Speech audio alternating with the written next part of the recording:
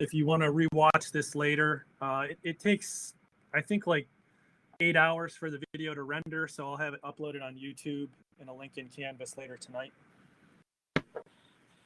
So, again, hopefully you can hear me. If you can't, throw something in the chat. Let me know. But we're going to start again with the third reaction of alpha halogenation.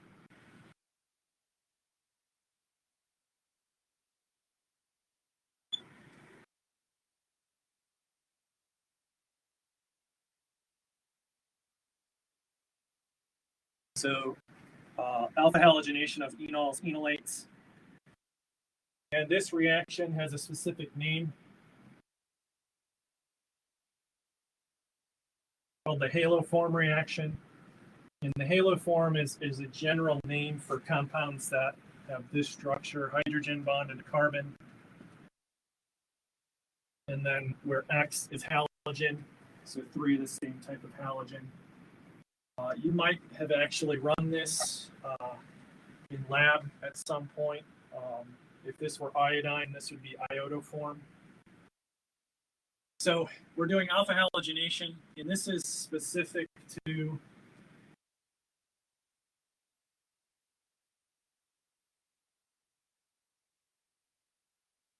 methyl ketones. So the substrate that we're reacting on has to have a methyl ketone. That C from the methyl ends up being this carbon right here, and we'll go through the mechanism to understand why this is a test for methyl ketones. So if we consider the following compound,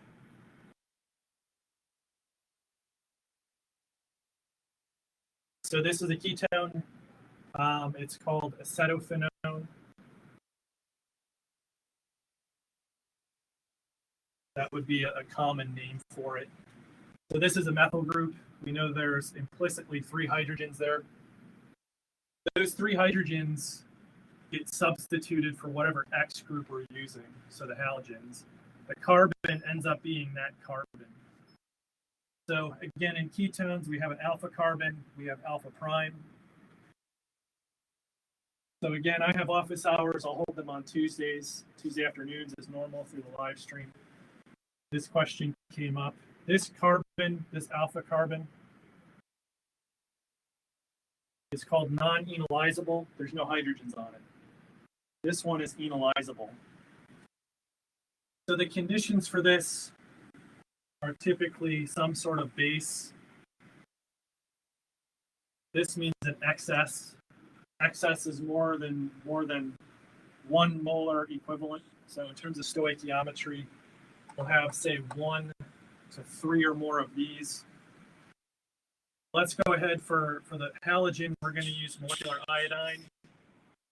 And we're going to use a large excess of that as well. So overall, what this does, base abstracts these protons one at a time. We do substitutions. We get 3 iodines. Then a special step at the end, we actually cleave this bond. So under these conditions as written,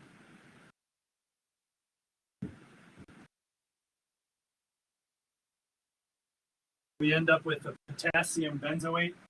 Again, this is the conjugate base of benzoic acid. Carbon becomes the iodoform.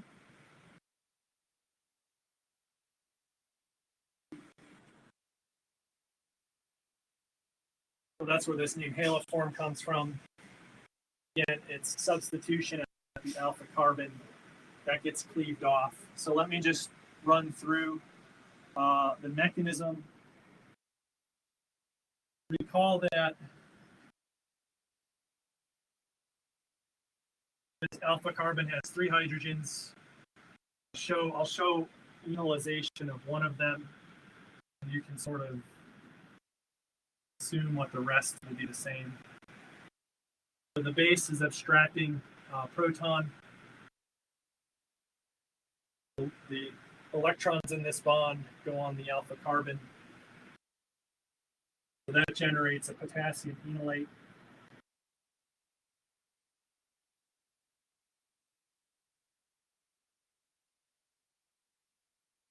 Of course, we lose water as the conjugate acid. This is the nucleophile. It attacks that electrophile. What's happening right here, you can consider this an SN2 reaction. Nucleophile, electrophile.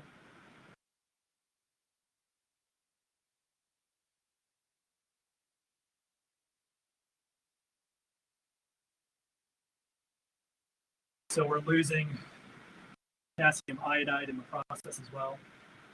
So we've done one substitution, H for I. This will happen 2 more times through the same process. The base abstracts. So I'm just going to write 2x, substituting those off.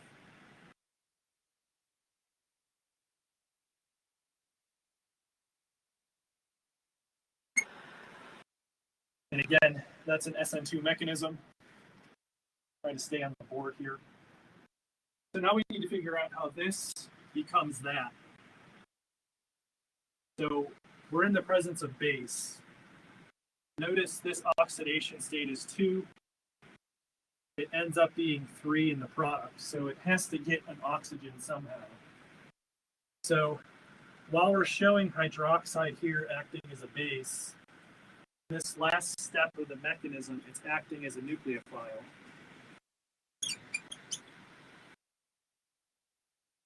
So this mechanism is a nucleophilic addition, elimination that we saw in the prior module 2. So this will attack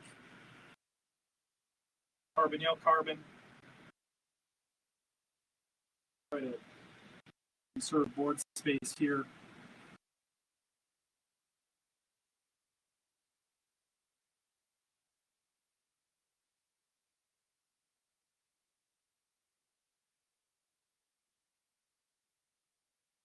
So we've gone from oxidation state 2. Right now we're conserving it, so we could consider this like an acetal maybe. It's still at oxidation state 2. This will collapse. That will leave. It leaves because the iodine's electronegative and it can support negative charge on the carbon. So this is a one-way street here.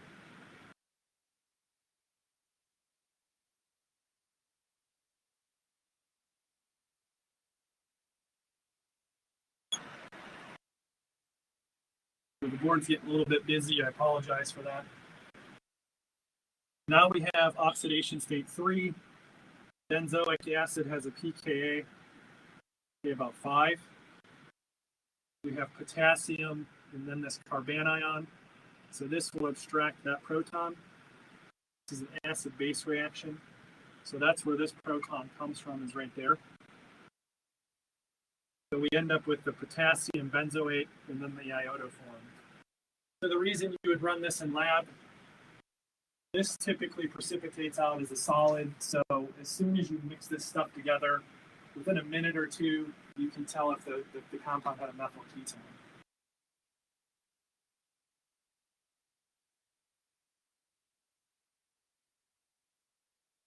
So I'm checking the chat. I don't see any questions. Any questions on this stuff? I'll leave it up there a minute in case you're writing stuff down. Again, if you have a question, you can unmute your mic and ask it. Let's try to keep it as serious as we can in terms of conserving our time here. So let me just review it, and then I'm going to go ahead and erase it. So this was the third reaction for alpha halogenation, specifically called the haloform. This type of functional group, a single carbon, 3 halogens and an H, is called the haloform. In this reaction, we formed iodoform, which precipitates out as a solid, and it's specific to methyl ketones. So you pretty much have to have a methyl group, a carbonyl, and then some other carbon-based thing over here for this to work.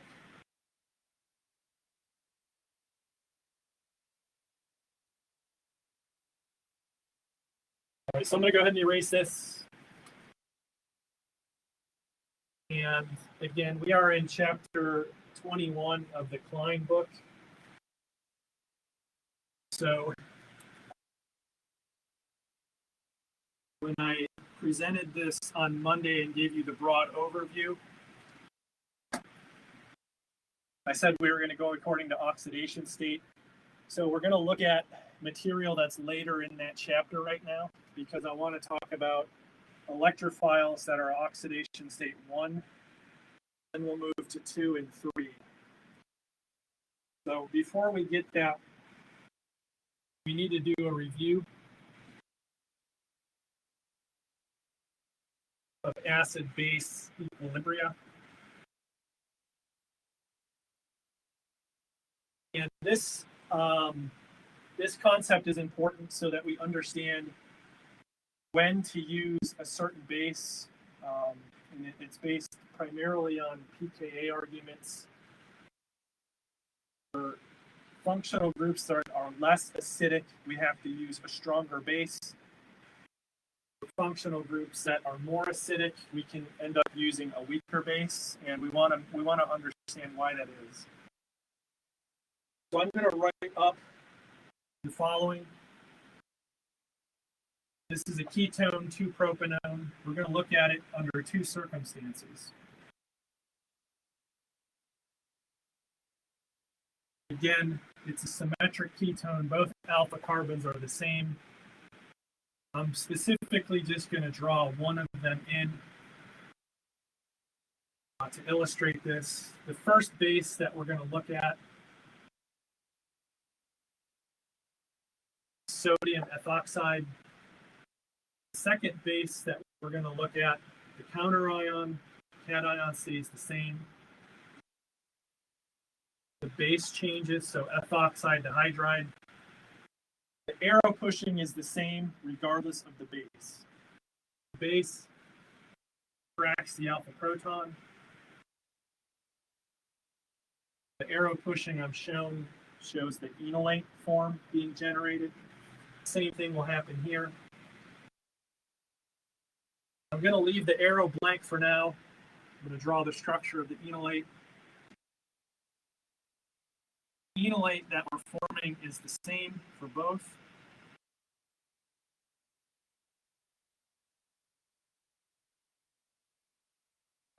So it's a sodium enolate. Now what I'm going to do over here is draw the conjugate acid of both of these bases. So here we have ethanol. Here we have hydrogen. So for this ketone, it's the same ketone.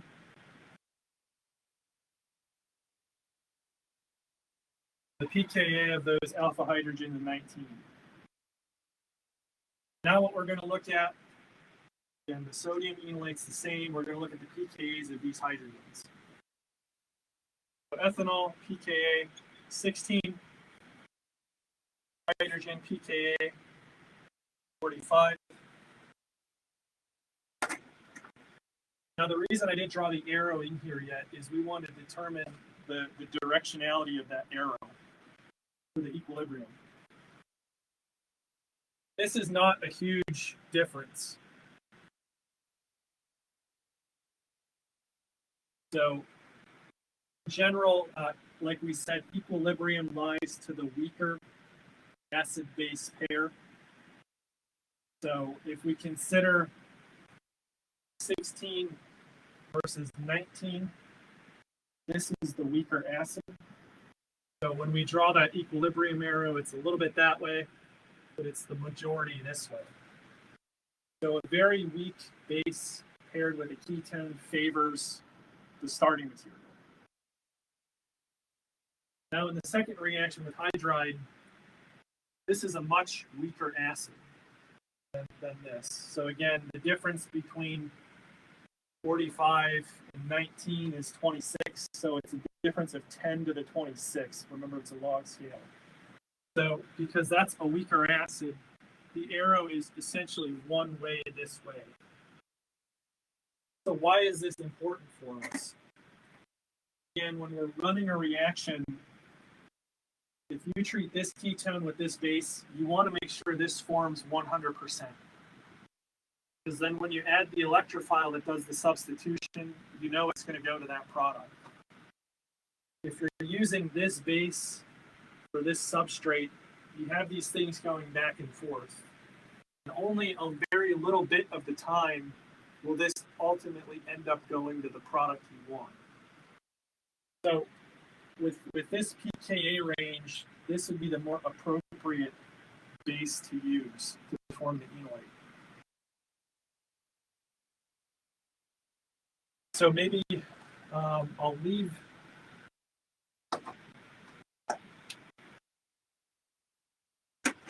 this up, and what I want to do below is show you the formation of a different type of base.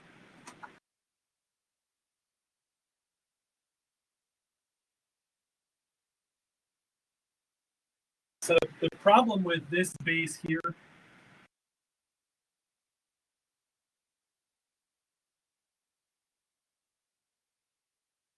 it comes as a gray solid. It's not very soluble in organic solvents, and so if you use this, it takes a really long time for this reaction to go. It will go that, form that enolate, it just takes a long time. So another base we can use that's actually soluble called lithium diisopropyl amide. Lithium diisopropyl amide. This is the cation, this is the actual base. It's abbreviated LDA. It's a very strong base. To make LDA, you have to start with diisopropylamine. So there's diisopropylamine. You need to react it with a very strong base to begin with. This is called N-butyl lithium. That's where the lithium comes from. This is a base. You draw it sort of as a carbanion. So N-butyl lithium, this is a base. It will abstract this proton. Nitrogen again has an existing lone pair. This reaction is typically run in tetrahydrofuran. That's the solvent.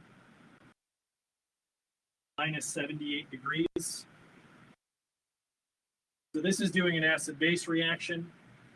This forms butane, which obviously leaves as a gas. It bubbles out of the flask. And then what you're left with is LDA, lithium diisopropyl amide. The nitrogen now has two lone pairs, a negative charge, and a lithium counterion. So again, this is a base, a nitrogen base, LDA. The reason we use it is because it is soluble. So you make it, you use it, it's soluble. The formation of the enolate happens right away. There's no waiting.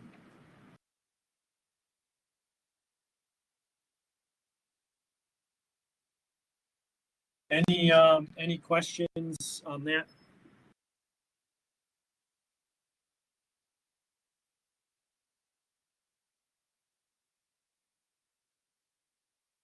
So what I'm going to do now is put up a substrate where we have a choice, and hopefully you're going to see why we're talking about ketones that have alpha and alpha prime, different types of bases, because this is where it makes a difference about what type of enolate you will form.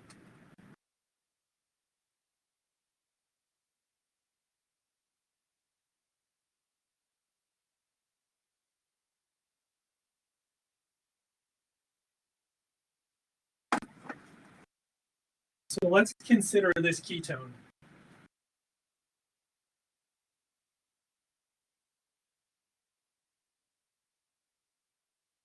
So I'll try to make this a little bit interactive as best I can. Again, this is new to me, so maybe use your chat function.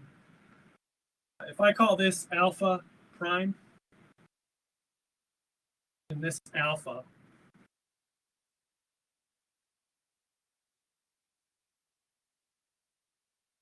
how many alpha prime hydrogens are there? What number should I write here? And again, just type a number in your chat function.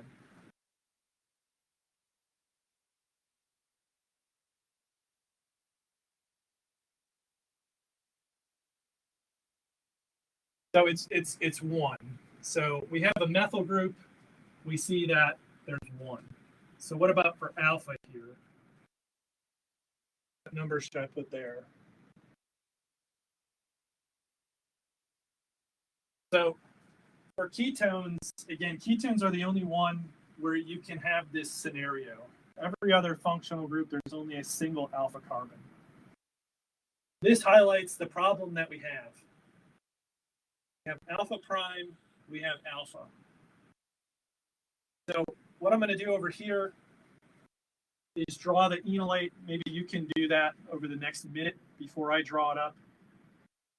If you deprotonate, don't worry about the base yet. We'll talk about the base. But if you deprotonate alpha prime, what's the structure of that enolate that's formed?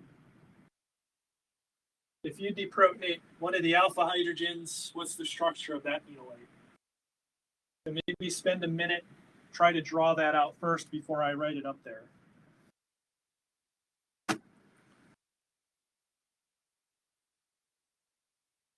This screencast is brought to you by Red Bull, particularly the 12-ounce version.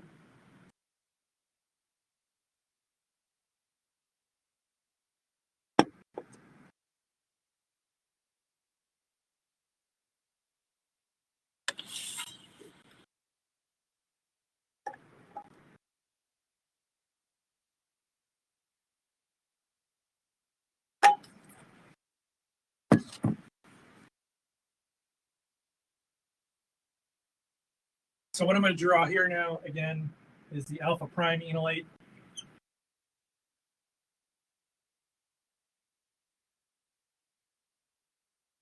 We'll put the metal in after we decide on what base we're going to use. Again, I realize that there's like a glare here, but this is O minus. Over here,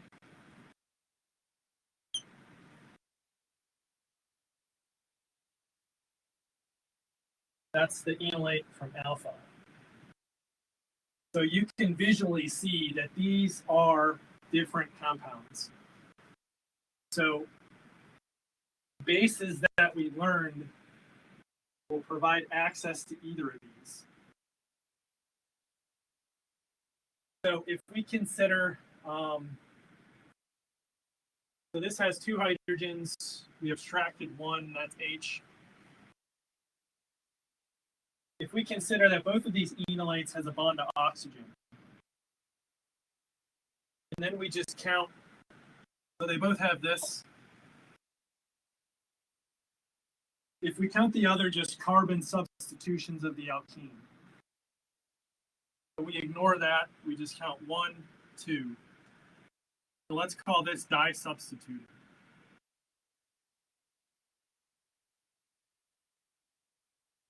Over here, we have 1, 2, 3. Let's call this trisubstituted.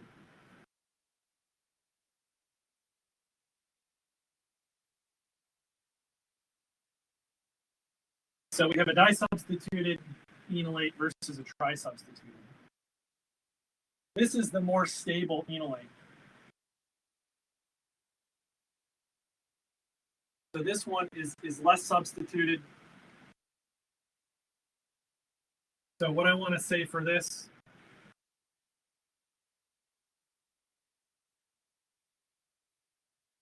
this is the thermodynamic enolate.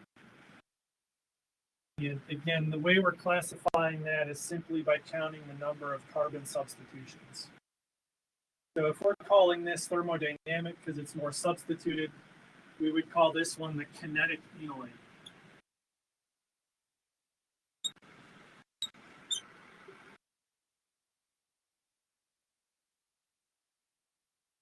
terms can actually tie back into what we classified here.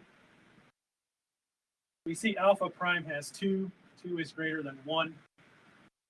So statistically what that means, when you put a base in there, the base sees 2 of these for every 1 of these. So we're calling it kinetic because it's a faster proton abstraction.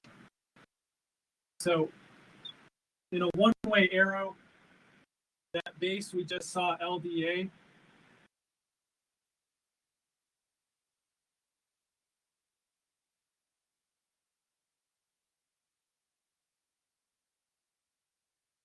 again, this is LDA. That base is a kinetic base.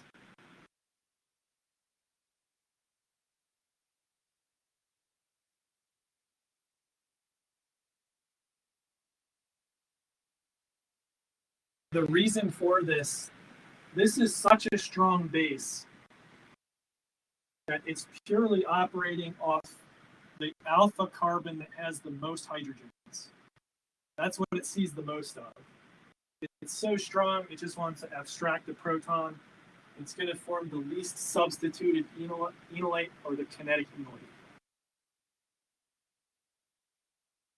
So alternatively, how do we form a thermodynamic enolate?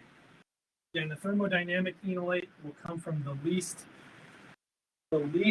substituted alpha carbon, the one that has the lower number of hydrogens. These reactions, again, this is a one-way street. These reactions typically set up an actual back and forth equilibrium. So a base such as sodium ethoxide in ethanol. Again, we have ethoxide. This is the solvent ethanol. The conjugate acid has to match this base. You wouldn't use a different sort of alcohol. So again, this is a very weak base. It sets up an equilibrium where it forms the thermodynamic enolate. Again, the issue with this is it's not forming this 100%. Whereas in LDA, it goes to this 100%.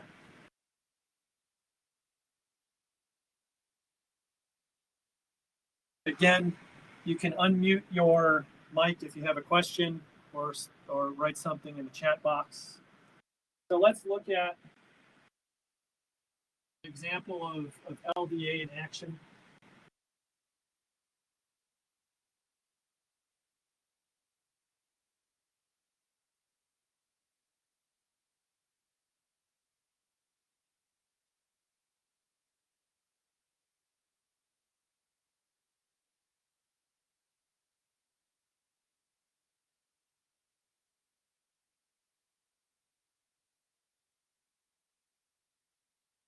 So I'm using these small letters, I, or 1, 2.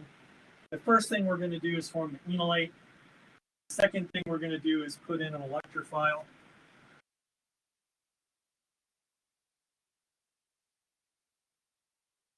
So we're forming an enolate. That's the nucleophile. This is the electrophile. That does the substitution for that hydrogen. So let me ask you another question. I'll sort of write it here. So we have a ketone.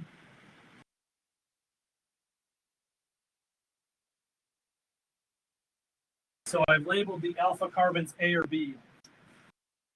LDA will abstract a hydrogen from A or B. So in your chat function, type one of those 2 letters to let me know what you think.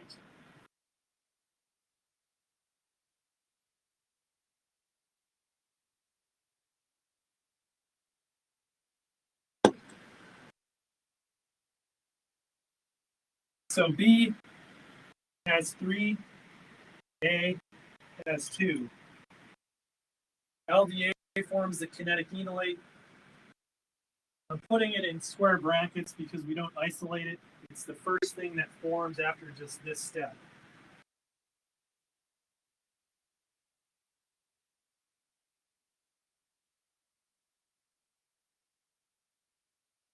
So there's our enolate. Now, at this point, we're going to treat it with this electrophile.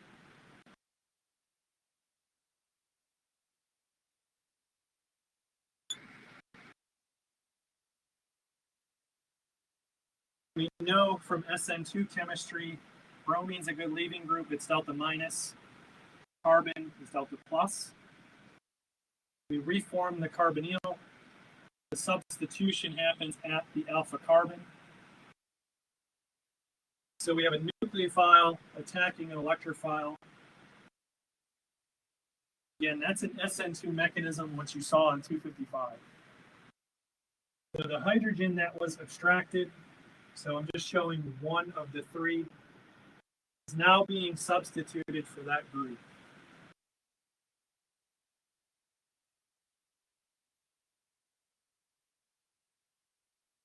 So you also lose, you lose lithium bromide in the process. And there's your alpha substitution. Substituted an H for this group. Calling this carbon here beta prime. This was our let's leave it at that. So alpha, this is the new bond we formed.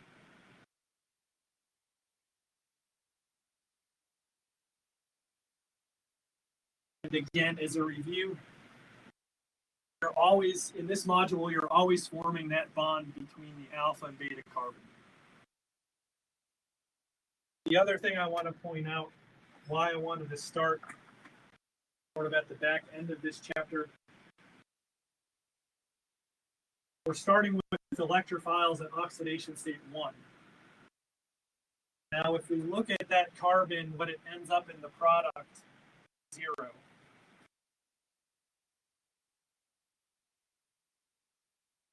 So overall, we would classify that carbon being reduced. So it's an SN2 mechanism. That's called an alkylation.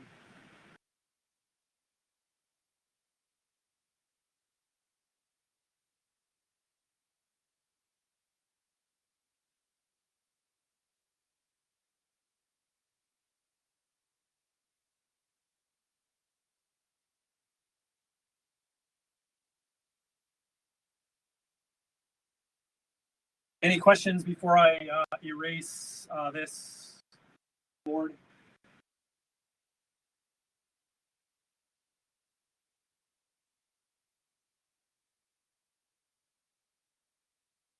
So we're going to continue on with the alkylation reactions. We're going to look at two specific named reactions. So again, in alkylation, the electrophile is always starting at an oxidation state of 1.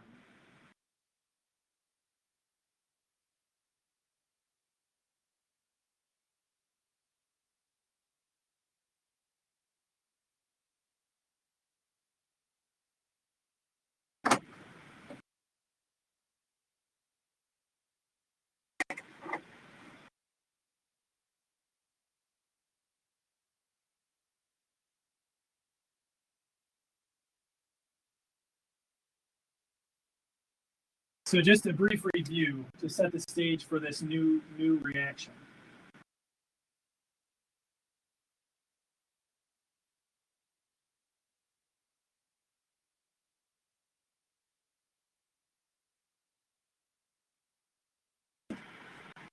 So say we have this general substrate here. I'm going to underline R.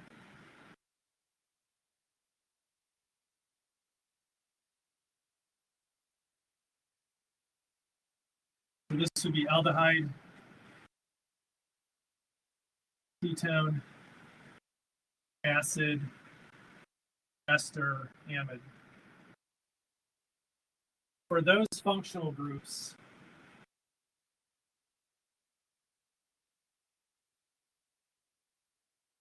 the pKa is between 20 and 25.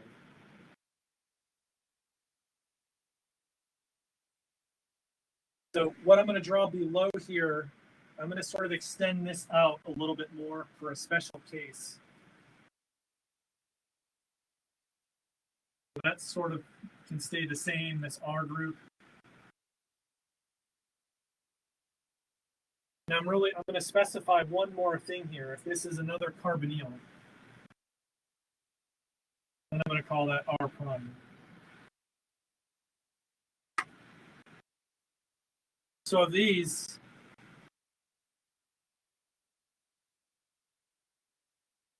again, I'm showing a range because depending on what R and R prime are, it can be between 9 and 11. So these pKa's are considerably stronger than what these are. So what does that mean? Whereas in this case, we had to use a really strong base to get the enolate to form 100%. In this case, with I'll call this a beta dicarbonyl. So with a beta dicarbonyl, much more acidic, so we can use a weaker base. So let me show that. And again, I'm going to show this as a one-way arrow where before it was an equilibrium. We can now use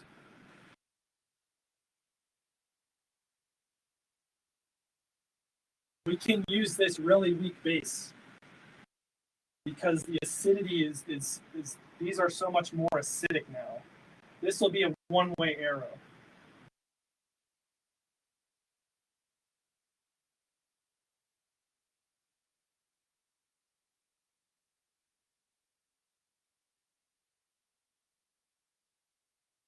So there's our enolate. And again, it's a doubly stabilized enolate, which means we can draw one more resonance form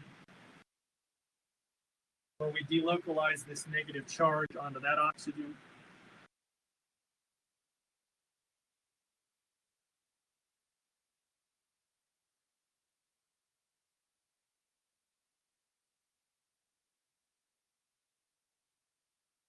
So although I'm not showing it, they do exist.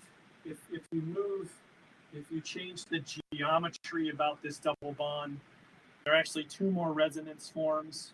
Those would be the geometrical isomers of each of these, but I'm not showing those. This is just demonstrating why these are more acidic.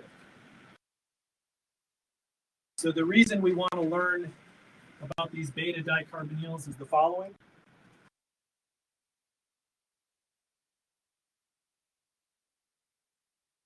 We're going to look at two reactions. Again, they're still alpha substitutions.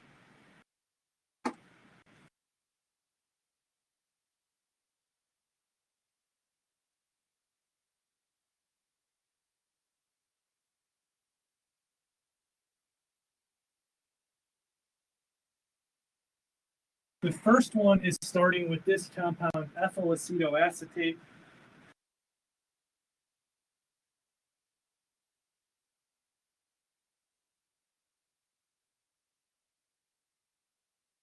That's this compound. So there's the ethyl. This is the aceto group. There's the acetate. It's a common name. It's not an IUPAC name. This is what it's referred to in pretty much every textbook, ethyl acetoacetate.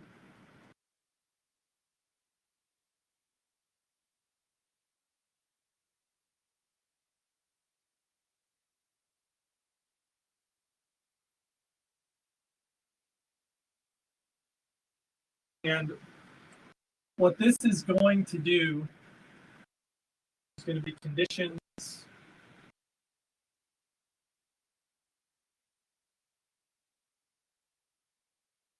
It's going to form a substituted acetone. So what is acetone?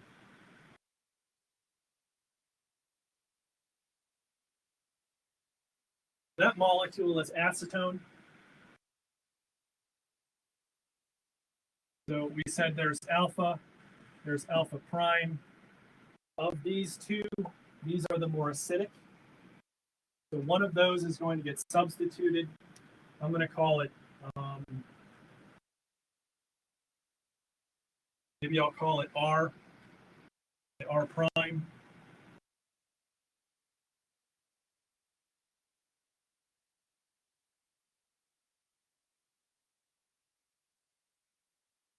Let me do another thing here. So this would be alpha prime. This would be alpha. I'm just going to put like a dot so you can see how this maps. So that's the carbonyl, obviously. This carbon is that carbon right there. So it remains alpha. So we've substituted one of these H's for a new R group, and then we've lost this part of the molecule. So when we're starting with this, we're forming a substituted acetone. Let me write a reaction that demonstrates this, and then we'll talk about the mechanism.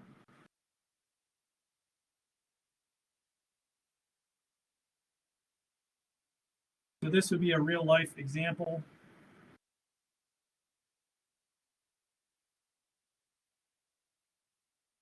So we're going to treat with a weak base.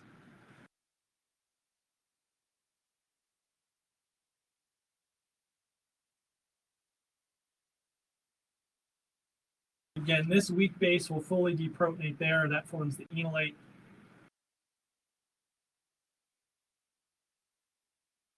We're then going to use this oxidation state 1 electrophile. That's the carbon bearing the leaving group, bromide's the leaving group.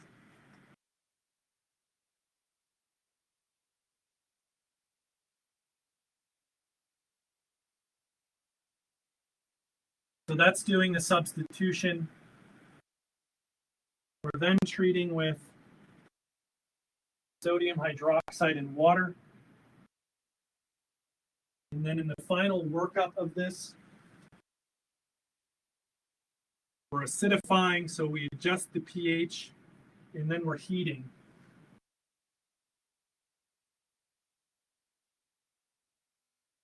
This is going to abstract one of these.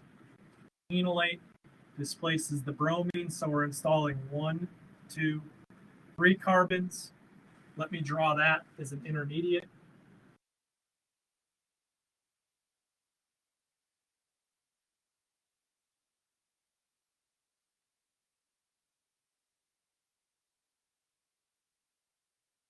So it's gone down to oxidation state 0. Again, that's an SN2 reaction. Sodium hydroxide will transform that into the carboxylate.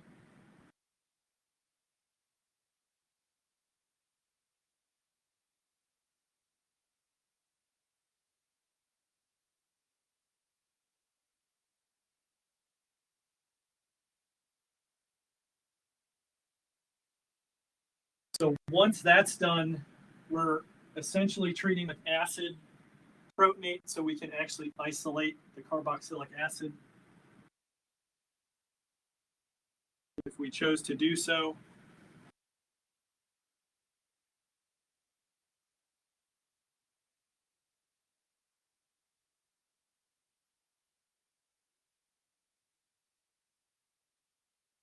So that's what the acid is doing. But then what the heat is doing, if you notice, we still have to get rid of that group. So I'm gonna take that structure and I'm gonna draw it another way so you can see what's happening. So I'm gonna draw a little loop-de-loop. That just means I'm rotating.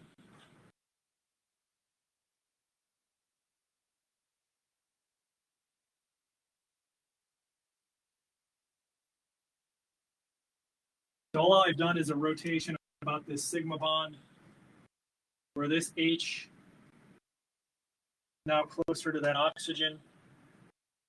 So what the heat does, this is called the decarboxylation.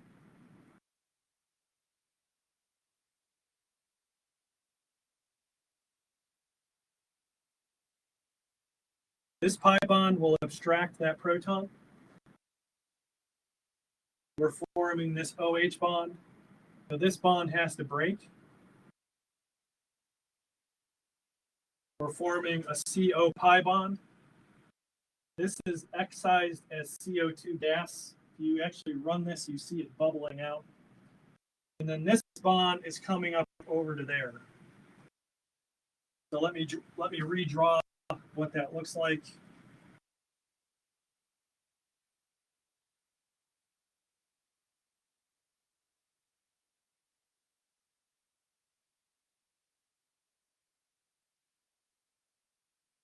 So there's your CO2 that you lose.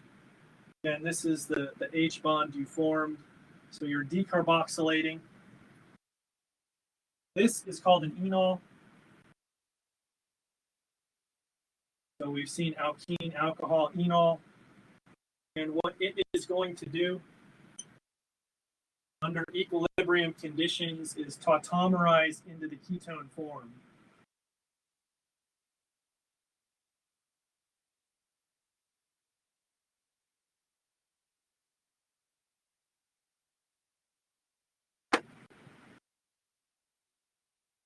So it's going to tautomerize. That essentially means this H is shuffling back over to the alpha carbon.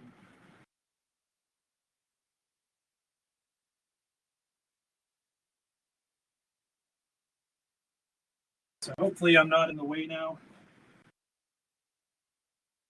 So what is happening, the enol tautomerizing over to the keto form, and that just means this H of the OH is going to the alpha carbon at this point.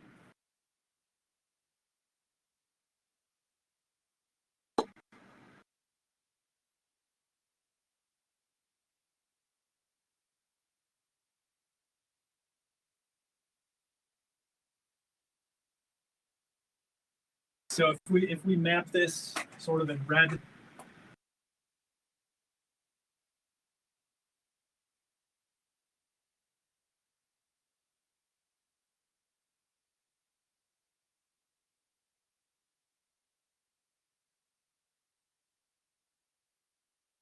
that's the central carbon from our starting unit, Ethyl Acetoacetate.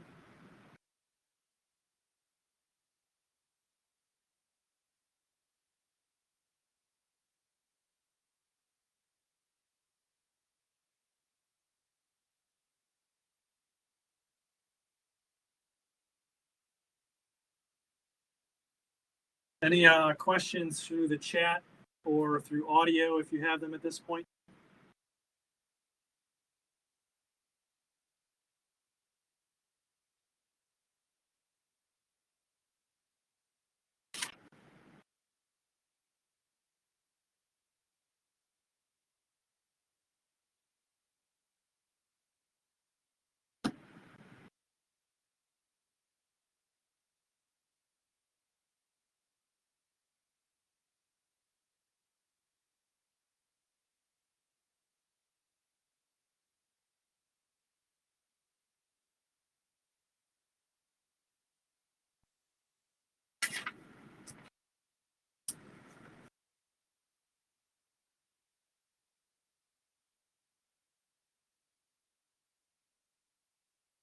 Someone typing.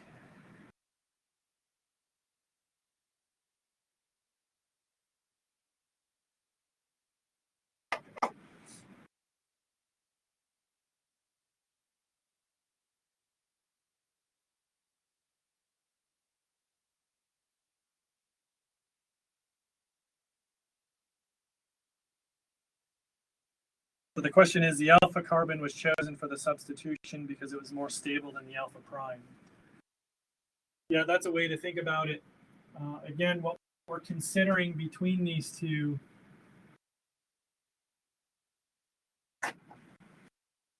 these are much more acidic. They have a pKa between 9 and 11 because they're sandwiched between two carbonyls. The alpha prime has a pKa that follows the normal ketone, which is 20 to 25. So of the choice of these unique sets, these are more acidic, so the protons are abstracted first.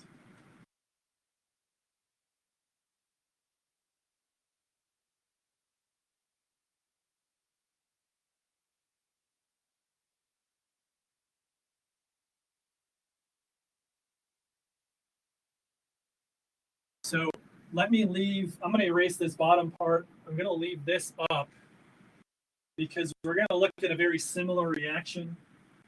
Instead of a substituted acetone, we're going to look at a substituted acetic acid. The chemistry is pretty much the exact same, but what we start with is different.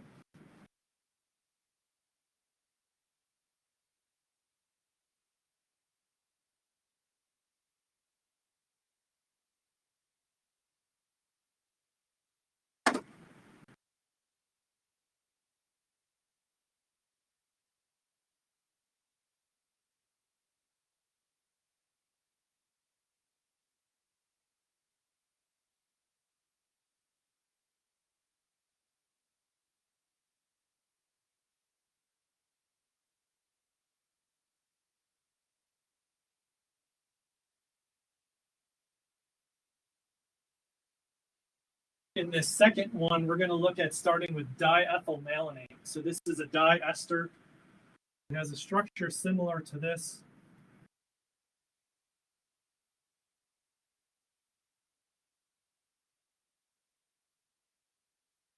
So the diethyl, the malonate is this 3-carbon unit here. So whereas this molecule here was not symmetric because we had alpha and alpha prime, here we only have the single alpha carbon, has 2 hydrogens. So what we're doing now, pretty much the same 4 exact steps, but what we're actually going to end up with, I'm going to show it so it sort of matches this.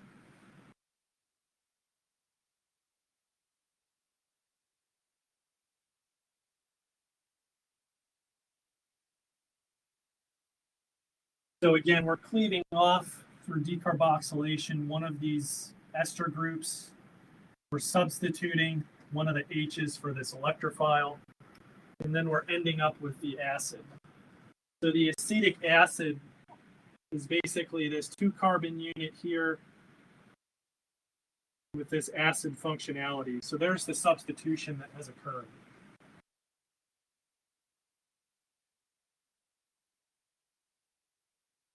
So what I want to do is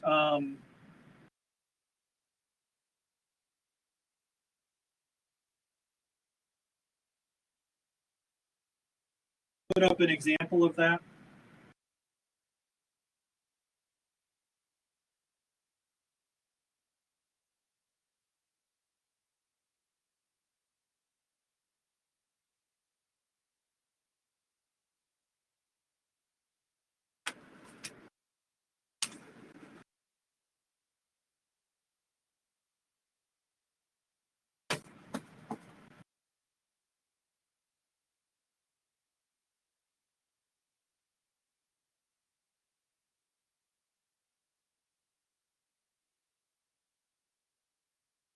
I'm going to go ahead and erase this board.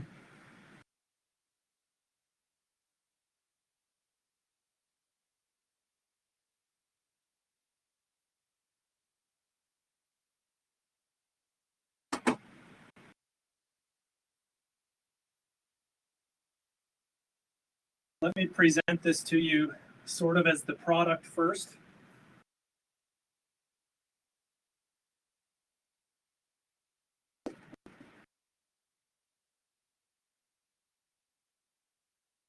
So again, the acetic acid residue,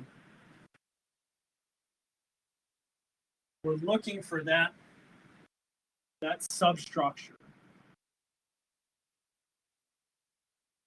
Say we were given the task to make this.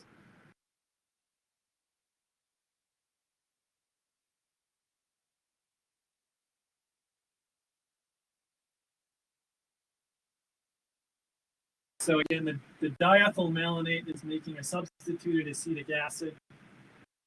We need that 2-carbon unit. And this is acetic acid itself, but we're making it substituted. So if we had to make this, we can see those 2 carbons here. the alpha carbon has a single hydrogen. That means the acetic acid part has been substituted twice. So the molecule's symmetric. So we have beta and beta, those are equal. And we know that throughout this module, we're only making carbon alpha, carbon beta bonds. So we're essentially looking to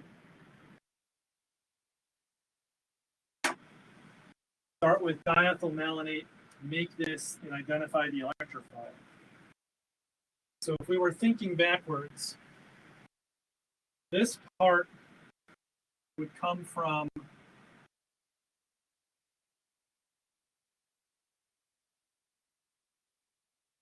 the diethyl malonate, which we have to start with.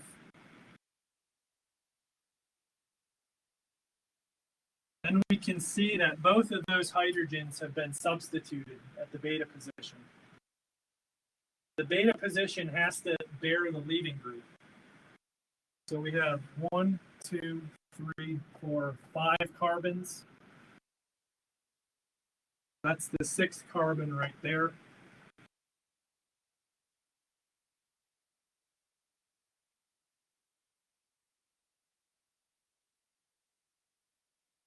So this would be our electrophile. Again, they're starting at oxidation state 1, and they're ending up as 0. Let me walk you through the forward reaction of that so that you can see how this ring actually forms. Again, starting with diethyl malonate.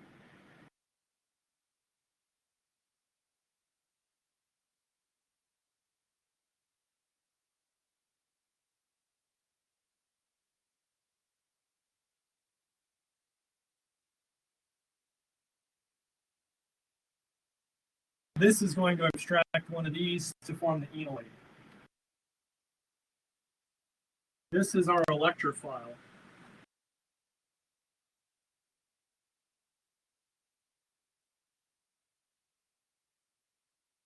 So here's our enolate.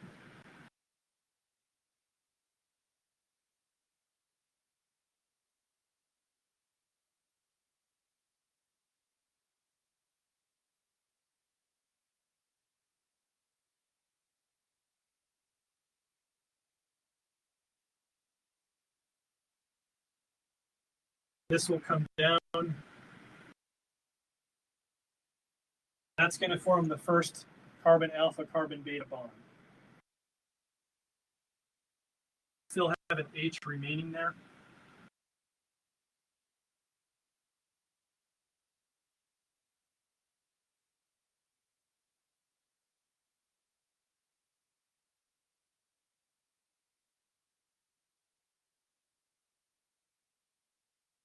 So if we're in the presence of a large amount of base, this will get abstracted as well, form the second enolate.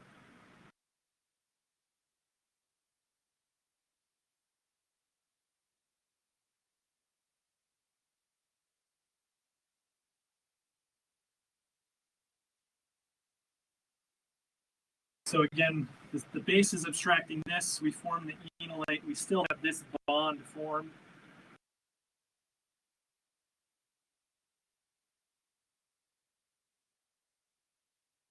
So we're reforming that carbonyl. I'm going to number these.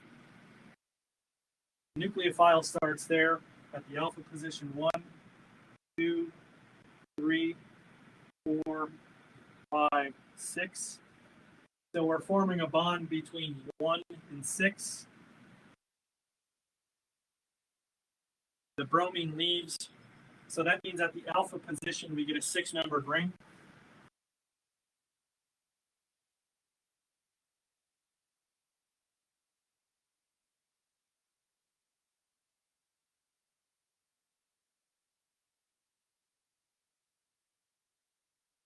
So again, we've made these 2 new bonds.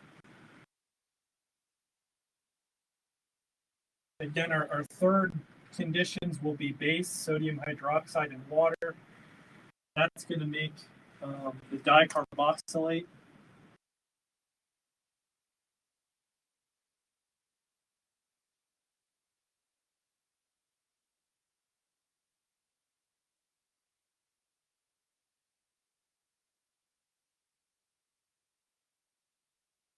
Then the last step, we're going to acidify and decarboxylate. I'll draw that here, and I'll step out of the way. So acid and heat.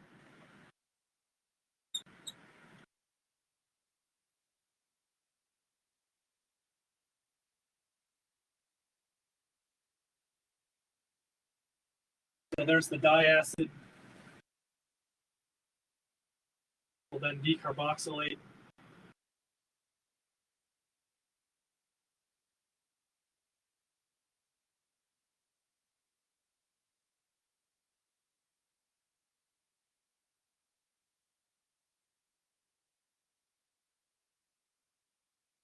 So again, we lose CO2. This is just the enol form of our final product. And this is what's called the keto form, just because it has the carbonyl. So again, that's just a 1,3 shift. Excuse me. So this H goes to the alpha position, because you can see here lacking it. So that H goes down to here to get you your final product.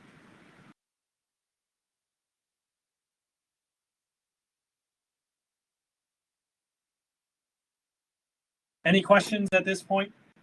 We're about 1 hour in. We have 15 minutes left.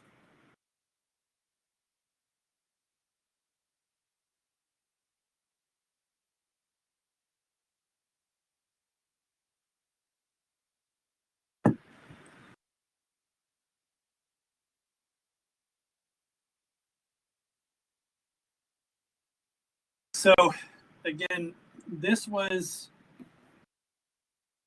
alkylation reactions. And again, maybe let me erase this and I'll sort of summarize what that means.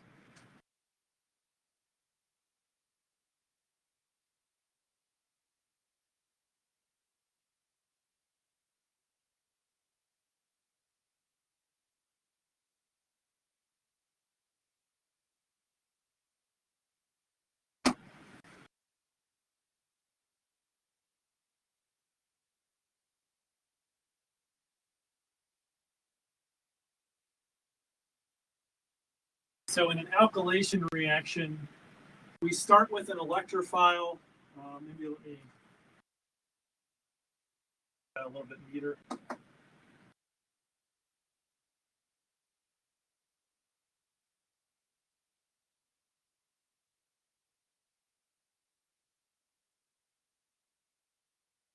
In alkylation, the mechanism is SN2. The electrophile starts at oxidation state 1. It becomes the beta carbon and ends up oxidation state 0. The next board and the next concept that we're going to look at is called the Aldol reaction, where the electrophile is starting at oxidation state 2. Just think of the functional groups you know, aldehyde or ketone. Those are the oxidation state 2 functional groups. They undergo a nucleophilic addition. They end up at oxidation state 1. So in general, an aldol reaction produces a beta hydroxy carbonyl. So let me write an example of that. And we'll talk about the mechanism and then the complexities that are involved.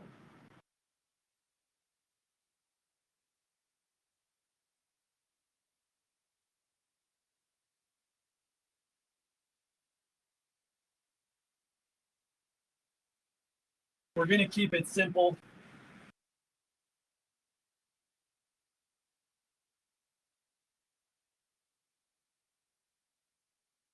We're starting with ethanol. And the specific reaction that we're going to look at is called a self-condensation. So you're just taking ethanol by itself.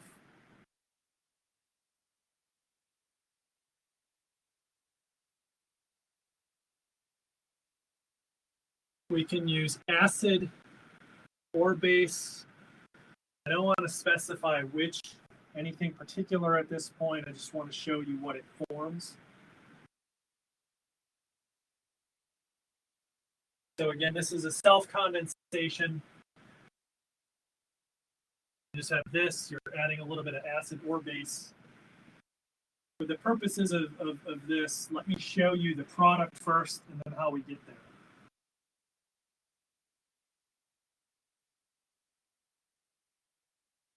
So pretend that this is this part. There's our alpha carbon.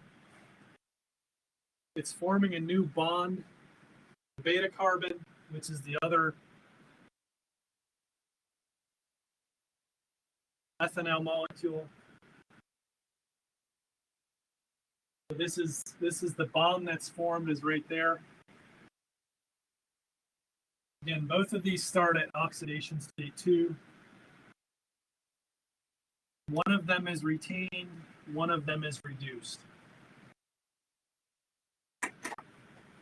So say we were under acidic conditions. I'm not going to show the mechanism, but I'm just going to draw if we were under acidic conditions.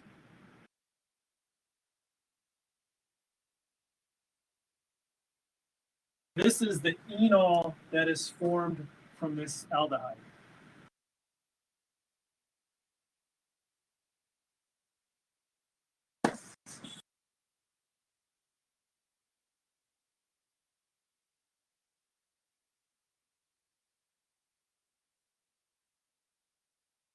So the enol is the nucleophilic component.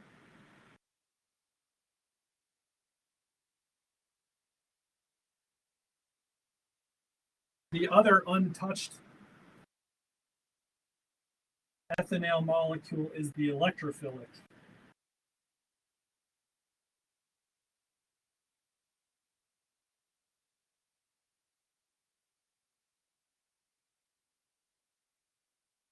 So because we're under acidic conditions, this has to be activated first, just with the acid.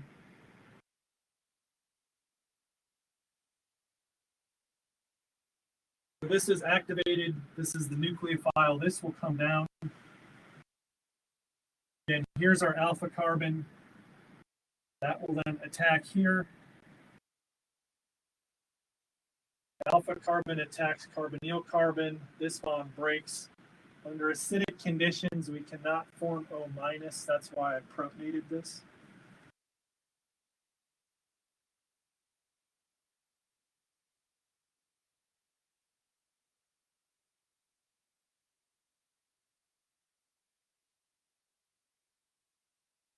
So again, this oxidation state of 2 is retained. This one is reduced from 2 to 1. And the bond that I bolded there, that's the new bond that we formed. And as we set up here, that's the bond we're always forming in this module between alpha and beta. So with the alkylation reactions, that mechanism was SN2. This mechanism is nucleophilic addition. Nucleophile is adding to the carbonyl. This is called an Aldol product. So again, to tighten this back up, that's a proton transfer. That's how we end up with the neutral aldol.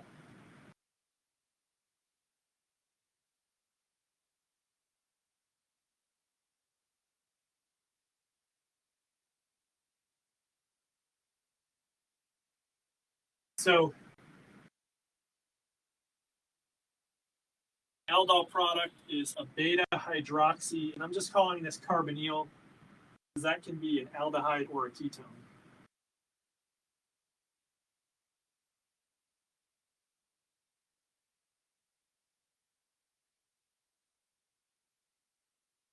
Let me redraw this down here.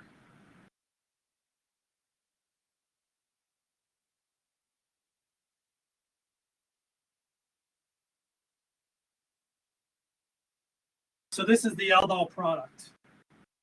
Again, this is a self-condensation.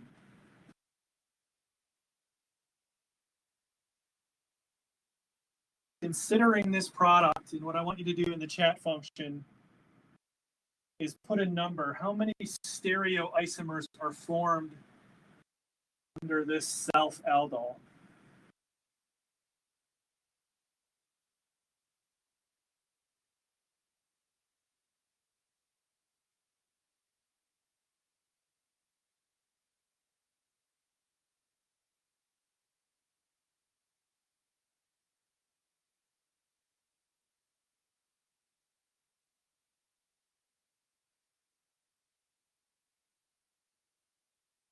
So we see the number 2 popping up in the chat function, and that's correct because the beta position, we form a stereoisomer there. So that's a stereogenic carbon.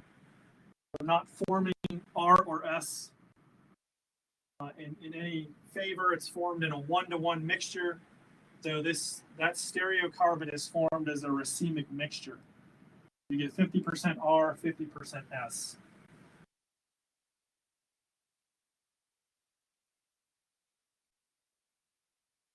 Any questions on that before we move on?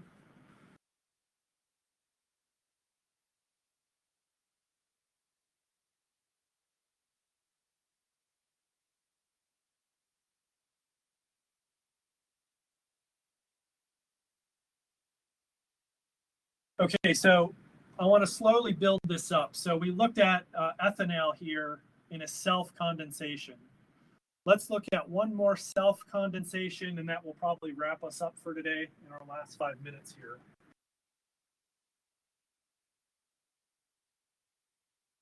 Again, what I mean by self, it's the aldehyde or ketone without any other carbonyl functionality present. So it ultimately acts as both the electrophile and nucleophile in the reaction. So let's look at propanol. Let's do a self-condensation.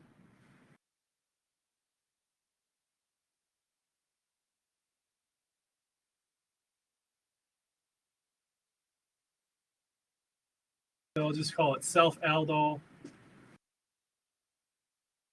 Say we were under basic conditions this time, sodium hydroxide and water. So again, under basic conditions, we form the enolate. What I want you to consider for about 2 or 3 minutes, with propanol, how many products, including stereoisomers, do we get here? So take a couple minutes, then when you figure it out, put a number in the chat function, and then we'll draw it up. And probably about that time, we'll be at about 2:15.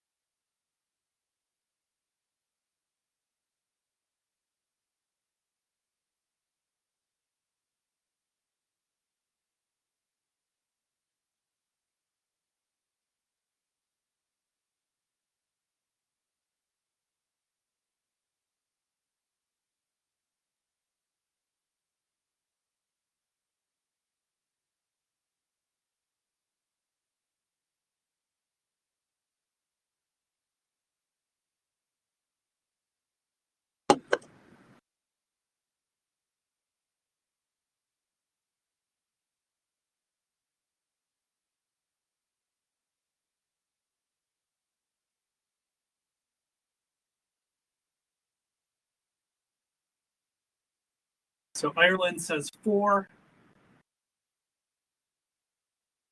Maybe you can write just a brief reason why there's 4 in the chat function, or if you want to unmute, you're feeling brave enough, unmute and explain why.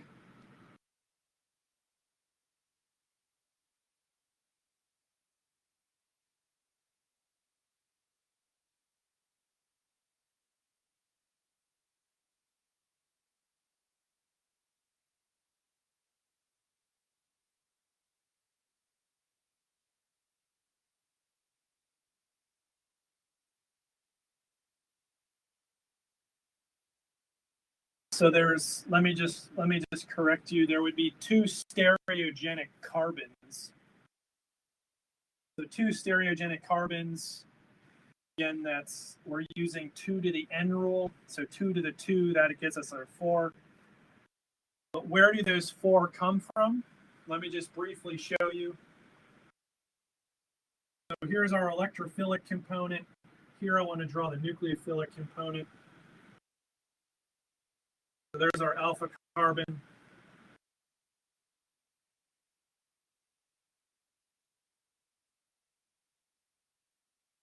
So this is an enolate. That's one enolate.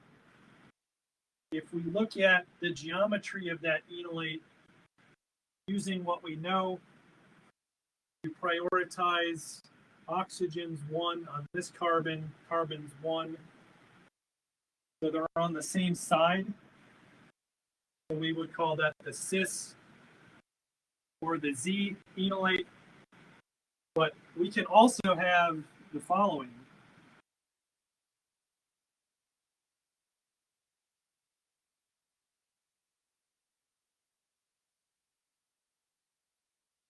So they're on opposite sides there. That would be the E enolate. So what that is telling us is the geometry of the enolate matters. As this becomes the alpha carbon, then how that enolate either attacks the electrophile from this face of the board or the other face of the board. So that, again, is becoming the new beta carbon. So the general product that we're forming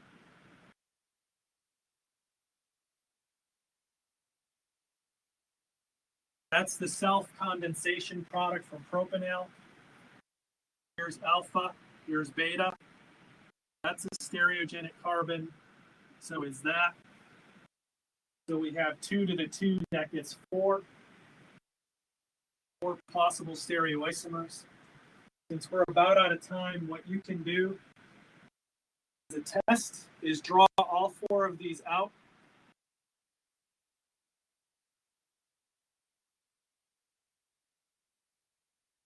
And then name each center using RRS as practice.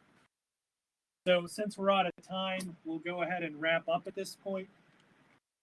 If you have any questions, again, between now and Monday's live stream lecture, again, shoot me an email, either through normal means or through Canvas. Also check the links on YouTube.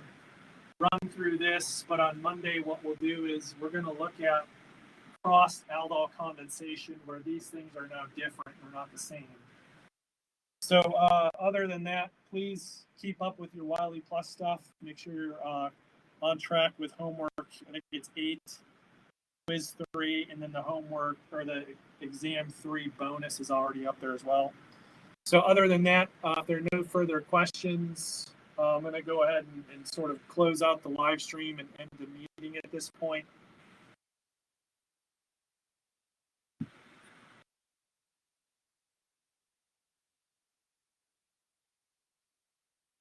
All right, stay safe out there, guys. We'll see you on Monday.